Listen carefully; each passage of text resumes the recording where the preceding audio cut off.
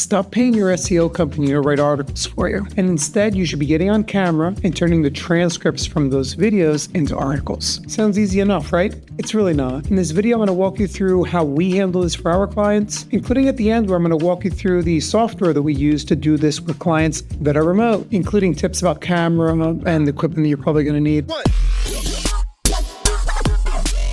My name is Frank. I'm the founder of Saga Pixel. I have a full playlist that talks about my entire video to article strategy. I'm going to link to it in the description. So there's a whole bunch of reasons why you should be doing video instead of articles, even if you're doing them yourself. To start, video is just way more engaging. Like honestly, if you were sitting here reading the stuff that I'm talking about, you just probably wouldn't be as engaged by it as you are by the music and the animations and the titles and actually being able to hear the person's voice. All around, your brain just processes it differently. Next, this is going to take a lot less of your time, the expert, than writing an article. Like all in, a typical 5 to 10 minute video will take of my personal time, maybe 10 or 15 minutes. The majority of the work is done by the editor, which again is usually about 30 minutes per minute of footage. Next, if people engage with your content on TikTok, Instagram Reels, or YouTube, you then have an opportunity for organic social media retargeting. I have a whole video that talks about this, but basically I'm referring to the fact that if someone discovers your content and they engage with it, there's a good chance that you are going to show up on their For You page again, even if they don't even subscribe to you. A one-off blog article is never going to be able to do that. Next, you can repurpose all of this for social media, meaning this YouTube video that you shot because you want to turn it into an article can be diced up into smaller pieces and put out on LinkedIn, Instagram Reels, TikTok. Now, it takes some skill and to do this well and to get engagement on those platforms. Just simply cutting it up and putting it out probably won't be successful, but once you do learn how to do it, it can really accelerate your entire flywheel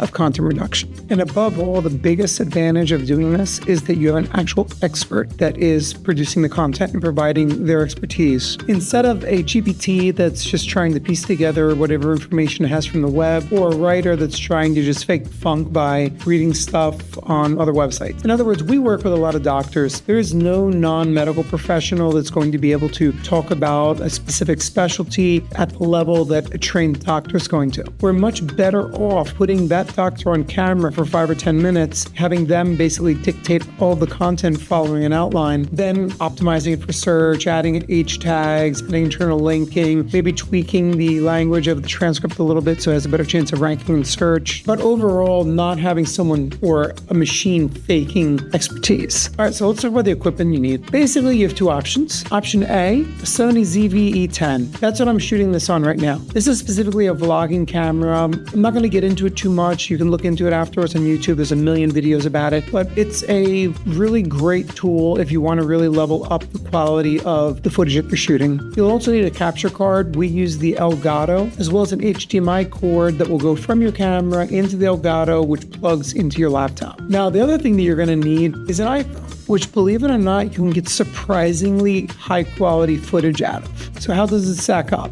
This is footage from a session that I did last week. You can see I feel completely comfortable putting this out on the web, and it was shot with an iPhone 15. This is footage that I shot with our Sony ZV-10. Super happy with the way it looks. Again, you also have the blurred background, but just overall the image looks a lot better.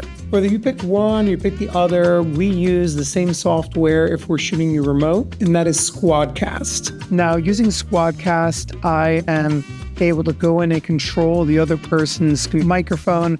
I can pick, what camera we're using. I can choose the resolution. If we're on an iPhone, I can even decide whether it's using the front camera or the back camera. You really want to use the back camera, not the front camera. You're going to get a significant increase in quality by using it. And overall, just when you're ready to run the session, you start recording. We always record these as individual videos, meaning that I don't record one big, massive session every time I sit down with somebody. Usually when we've moved on to a new topic, it's a new separate video. The great thing about this is that our client really needs minimal technical knowledge. Yes, if you do get the Sony ZV-10, you'll probably need to learn how to set the f-stop and the ISO and all those other sort of settings, but we'll walk you through that. The other thing you're going to need to learn how to do is how to set up the lighting, which again, we'll walk you through. But honestly, if you have an office that has a light source to your right or to your left, or sometimes it's in front of you, but that's often going to leave you washed out, never behind you, you're probably set. We'll also help you when it comes to framing the shot and adjusting it so that you're not shooting up your nose or,